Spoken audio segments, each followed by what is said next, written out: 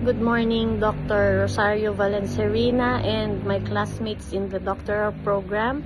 I am Mylene Sitangson, and today I am going to talk about the modern systems of organizational theories in organizational ecology on the educational context. Alright, so before we start, let us first define what organizational ecology is. So it says here that organizational ecology views schools and educational institutions as living systems in a broader educational ecosystem wherein survival and success depend on how well they adapt to environmental demands. Examples are policies, community expectations, and student needs. The modern organizational theories help explain how schools behave and respond to this ecosystem. So the explanation is organizational ecology views schools as living systems within a larger educational system, and the survival depends on how well they adapt to external demands, like example the policies, community expectations, and student needs. Modern organizational theories, which are the systems, contingency, and institutional theories, help explain how schools respond and adjust to these changing conditions to remain effective and relevant. Okay, so the first theory in modern systems of organizational theories is the systems theory. And in ecology, it means that a school is an open system that receives inputs. Yan yung ating students and resources that transforms them into instruction and produces outputs. So yung outputs natin, they are the graduates, test, and test scores. Alright, so in an organizational ecology, a school is seen as an open system, meaning it interacts continuously with its environment. It takes inputs such as students, teachers, funding, and learning materials. Inside the school, these inputs are transformed through teaching, learning activities, and school management. The result of this process is the outputs, such as the learning outcomes and test scores, of course, the graduates, and overall school performance. This cycle is ongoing, and the school must keep adjusting based on feedback from its environment to stay effective and relevant. And in education, systems theory means schools must continuously interact with their environment. So those are the parents, the DepEd, LGUs, and NGOs to thrive. So schools must continuously interact with their environment to survive and thrive. This means engaging with the parents, the DepEd itself, local government units, and non-governmental organizations or NGOs. These stakeholders provide essential support, resources, feedback, and policy direction. For example, parents contribute to the student success and discipline. Yun ginagawa ng mga parents, no? Sila ang nagdi-discipline sa mga anak nila. So, bago sila pumasok sa school, dapat well-disciplined na sila. DepEd sets an educational standards, and LGUs may offer financial or infrastructure assistance. So, i-relate ko lang po sa school namin, kasi kulang po kami ng buildings. Meron kaming makeshift rooms.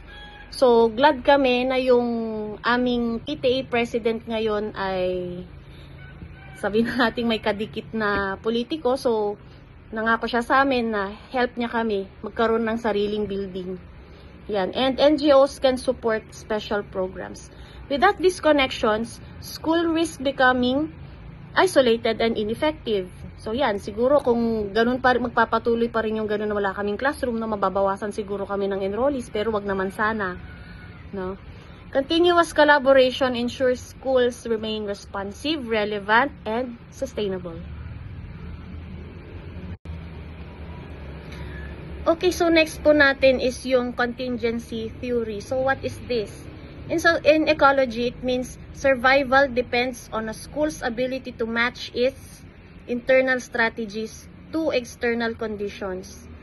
Okay, so contingency theory in the context of organizational ecology explains that A school's survival and effectiveness depend on how well it aligns its internal strategies, such as teaching methods, leadership style, and resource management with external conditions like na it faces, like policy changes, student needs, community expectations, or technological developments. So, ang explanation pa niyan, no, there is no single best way to run a school. Instead, schools must adapt their practices based on what the environment demands. So, depende yan. Parang weather yan. Hindi yan, kung applicable siya dito sa isang school, no, it may not be applicable to the other. Kasi depende sa context yan. Depende sa pangangailangan ng school. And flexibility and responsiveness are the key to surviving and thriving in a constantly changing educational landscape. And in education naman, what works for one school may not work for another. Yan sinasabi natin. A rural school may need flexible methods compared to an urban science high school. So in education, contingency theory means that there's no one-size-fits-all approach to managing or running a school. What works well in one setting might not be effective in another because schools operate in different environments with unique challenges and needs. For example, a rural school might face limited access to technology, fewer teachers, or transportation issues.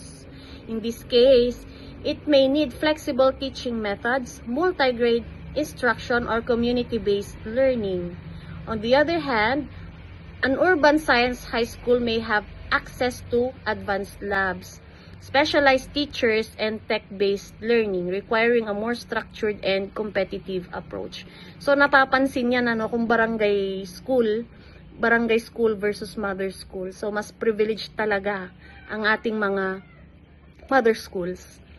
Yan. This highlights the importance of adapting strategies based on each school's specific context to ensure success. So, example, during a disaster, a flexible school leader modifies class schedule and uses community spaces to continue learning.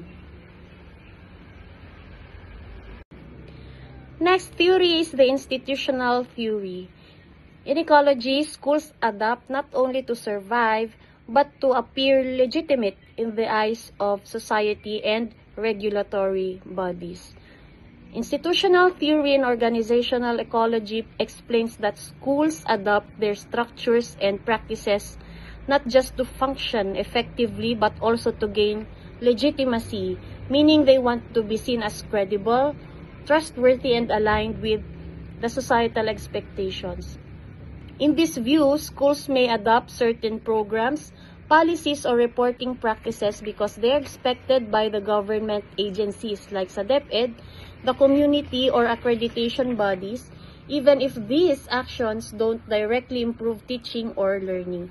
For example, a school might strictly follow documentation and evaluation protocols to show compliance because this makes it appear professional and well-managed in the eyes of the stakeholders. In short, schools evolve not only to survive but also to maintain their reputation and public trust in the broader educational ecosystem.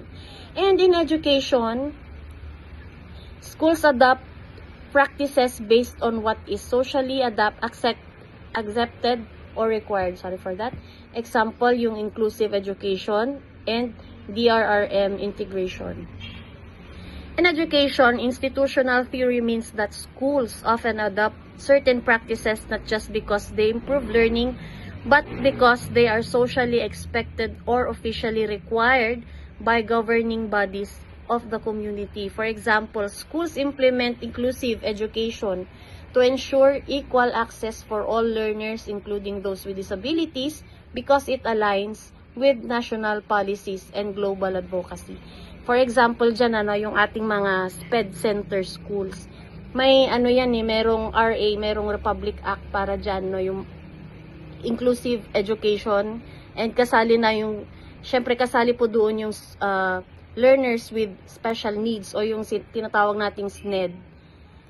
Okay, so similarly, integrating disaster risk reduction and management into the curriculum is often done in response to government. Yan, meron, parang 2 weeks ago ata, kakatapos lang nung aming, sa DepEd, kakatapos lang nung earthquake drill, and meron pong memo yun, nagko-comply tayo doon, parate.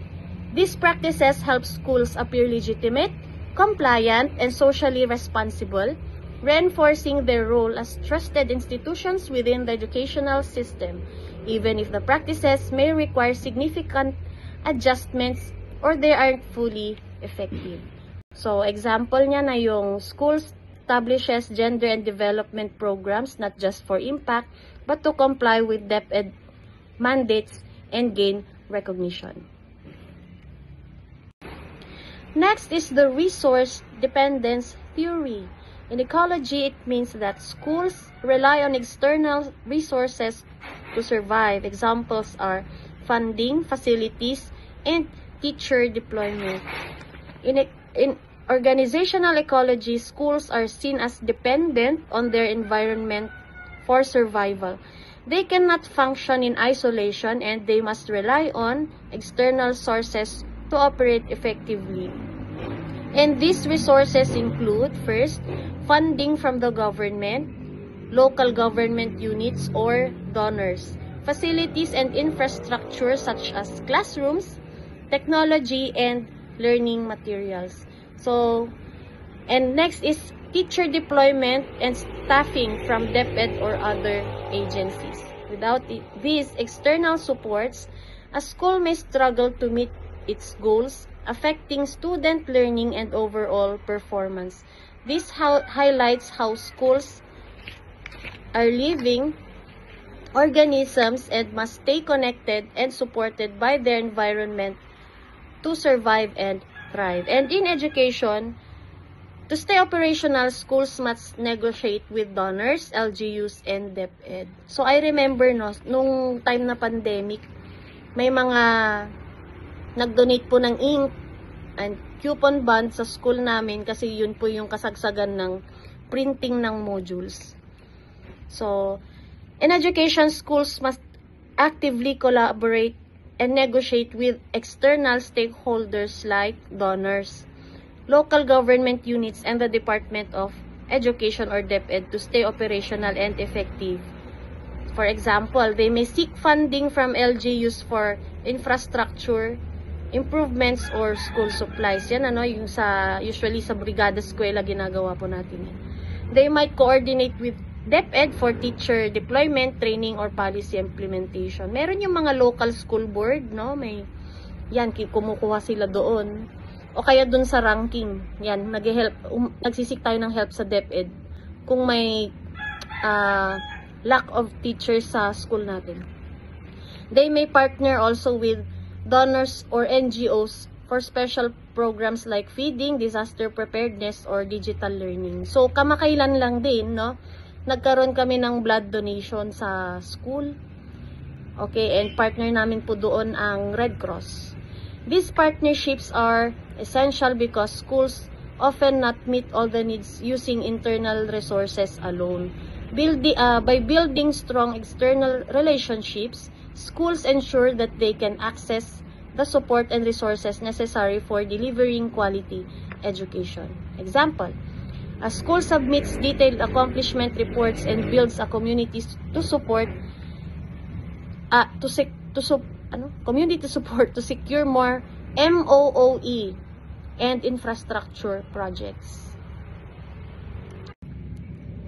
Next, number 5 is the social technical systems theory. In ecology, technology and people must co-evolve for a school to remain relevant. Kasi nga lahat na ngayon, 'di ba? Kailangan na ng technology. Even sa lessons nating teachers, hindi na po uso ang kartolina, Manila paper, and pentel pen or chalkboard and chalk. Dapat nasa yan, may ICT tayo, gumagamit na tayong laptop, may TV tayo, ganoon. So in an organizational ecology, the idea that technology and people must co-evolve means that for a school to stay relevant and effective, both its tools, like yung technology, and its people, sinong mga people yan? Yan yung ating teachers, student, and staff, must adapt and grow together. For example, introducing digital tools like online learning platforms or smart classrooms is not enough. Teachers must be trained. Yan, kailangan natin ng training, no? Especially yung mga older teachers na. To use them effectively, and the students must be supported in adapting to these changes. So, pati yung learners natin, though marunong naman na sila kasi nasa digital age na tayo, yun, kailangan pa rin silang i-train. As new technologies emerge, schools need to upgrade systems and also ensure that their people develop the skills and mindset to use them meaningfully. If technology changes, but people don't, or vice versa, the school may struggle. Sustainable growth means requiring both human and technological advancement to happen side by side. So, hindi pwedeng isa lang ang nag-exist, yung isa wala. Hindi po yun magpo-prosper, hindi yun magti-take into effect. And in education, socio-technological systems theory means that digital tools, example yan yung ating LMS, DepEd Commons, must be matched with teacher readiness and student access. In education, simply having digital tools like learning management systems o yung LMS na tinatawag and DepEd Commons is not enough. These tools must be matched with, first, teacher readiness. Teachers need proper training, confidence, and support to effectively use digital platforms in teaching. Second is the student access. Students must have access to gadgets, internet connection, and digital literacy skills to benefit from these schools. Yan. Medyo costly, no? Kasi kailangan nga may mga tablet tayo sa school, computer, ganyan. And of course, dapat merong internet connection. Pero yun nga kasi ang di maganda. Kung internet connection, kung ano-ano na lang din kasi ang ina-access ng mga learners natin. So, dapat merong caution paggamit niyan, technology. If teachers are unprepared or students can't access the technology, the tools become ineffective. For digital education to succeed, schools must ensure that both technology and users are ready and supported, so learning remains inclusive, efficient, and meaningful. Example, a school introduces blended learning post-pandemic but also trains teachers and provides printed modules for those without internet. So, sa school namin, ginagawa po yan. Next is the learning organizational theory. And in ecology, it means that schools that keep learning are more likely to survive. Learning organization theory and organizational ecology suggests that schools must continuously learn, adapt, and improve to survive in a changing environment. In this view, schools are like living systems. Those that stop learning become stagnant and may eventually fail. A school that is a learning organization encourages, first, continuous professional development for teachers and staff. Yan, kaya tayo may trainings. Second, collaboration and knowledge sharing sa LAC sessions, no? Next, reflective practices to learn from successes and failures. Yung bini-benchmark natin yung mga magagandang nagawa, yung mga best practices, and ina-unlearn yung mga rason bakit nag-fail ang organization or ang teaching learning process. Next, innovation and openness to change. In short, schools that embrace learning at all levels are better able to respond to new challenges, improve performance, and remain relevant, just like adaptable organisms that survive in nature. And in education naman, faculty and leaders must continuously reflect, adapt, and innovate. In learning organization, faculty and school leaders play a crucial role in helping a school grow and stay relevant. They must continuously, first, reflect, regularly assess what's working and what's not in teaching, leadership, and school programs. Second is they must adapt, adjust strategies based on feedback, data, and changing needs of students, parents, and the community. Third, they must innovate, try new approaches, tools, and methods to improve learning and school management. And this is an ongoing process that ensures that the school does not become stagnant. Instead, it remains dynamic. Yan, pag sinabing dynamic, patuloy na nag-change, no, for growth, responsive and effective in meeting the demands of the modern education. Example, a principal forms a learning action cell focused on climate resilience and DRRM planning after experiencing major flooding. And lastly, we have the chaos and complexity theory. In ecology, schools face unpredictable challenges. Example na dyan yung pandemic and natural disasters. Chaos and complexity theory in organizational ecology recognizes that schools operate in an environment that is often unpredictable and unstable. Challenges like pandemics, natural disasters, sudden policy changes, yan yung sa DepEd matatag, paiba-iba, nalilito na tayong teachers, or social unrest can disrupt normal operations at any time. In this view, schools are complex systems made up of many interconnected parts. Yan yung mga teachers, students, leaders, parents, and policies. When unexpected events occur, even small changes in one part can cause big ripple effects across the entire system.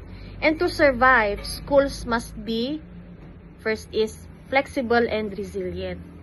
Kasi wala naman tayong magagawa but to embrace change, no? So, dapat flexible tayo. Second is quick to respond and adapt. Yan, dapat proactive din tayo, no? Next, open to learning from disorder and change. In short, schools that understand and embrace the complexity are better equipped to navigate uncertainty and turn challenges into opportunities for growth. And in education, embracing flexibility, rapid innovation, and decentralized decision-making is the key. In education, embracing flexibility, rapid innovation, and decentralized decision-making is essential or are essential for responding to complex and unpredictable challenges. Nandyan na yung ating sudden school closures, no, natural disasters, or policy shifts. So, flexibility means adjusting class schedules, teaching methods, or learning modalities. Example, dati tayo ay on-site, no? Ngayon, kapag merong mga ganyan, natural disasters, tayo ay nag-send na lang sa GC ng mga bata ng activities. O yung modular learning. Rapid innovation involves quickly adopting new tools, strategies, or solutions like using learning apps or community radio for instruction. Yan, ginawa po natin yan. Tama, nung pandemic, yung video lesson. Yan, rapid innovation po yun. Decentralized decision-making empowers school leaders and teachers to make context-based choices rather than waiting for top-down directives. Okay, so by allowing schools to respond quickly and creatively at the ground level, they become more resilient and effective in managing real-world educational disruptions. Examples, when typhoons destroy classrooms, the school quickly repurposes the barangay hall and rotates classes.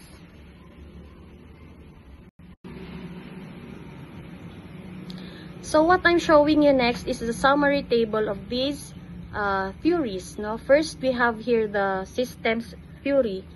So doon po sa role, no, sabi dyan, schools as an open system, and example, yung inputs ay students, process, yung teaching, and anong output nun, magkakaroon ng graduates. So, the role of schools is, it views, the role of systems theory is, it views the school as an open system that interacts with this environment.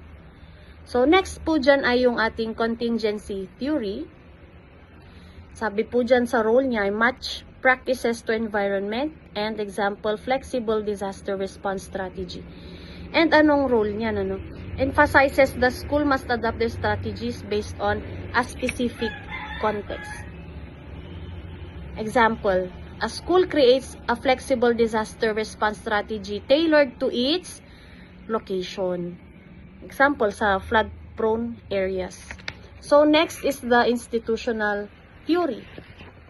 And it says there that to conform to norms for legitimacy. So, ano yun? Gumagawa tayo ng GAD programs, no, for inclusive policies. Schools must adopt widely accepted norms and policies to gain legitimacy and public trust. Example, implementing the GAD programs or inclusive education to align with the DepEd policies. And next, no, yung resource dependence theory. It highlights a school's reliance on external support to operate effectively. And example niyan is partnering with LGUs or NGOs to fund school feeding programs or repair facilities. So, nangyari po ito, no, yung pinsang ko, then yung mga kabrad niya, no, nagpa-feeding po sila ng elementary and high school students doon po sa aming school. Okay, so next is the socio-technical theory. Okay, it stresses the need to align human resources with technological tools. Example niyan ay training teachers to use learning management systems or digital platforms, for online teaching. Next, no, yung ating learning organization theory. And it promotes continuous learning, reflection, and improvement within the school. Example, holding regular LAC or learning action cell sessions to share teaching strategies and updates.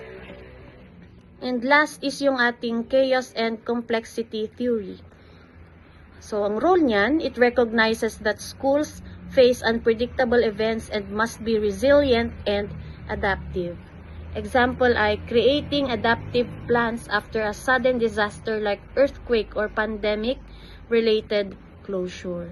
So, in conclusion, modern systems theories enrich organizational ecology and education by explaining how and why schools change, thrive, or fail in dynamic environments. They shift the focus from rigid structures to adaptive, learning-centered, and externally responsive institutions. So before I end my presentation, there's this quote from Joan Woodward, and it says that there is no single best way to organize. The right way depends on the environment, the people, and the goals. And with that, salamat po sa pakikinig and God bless you.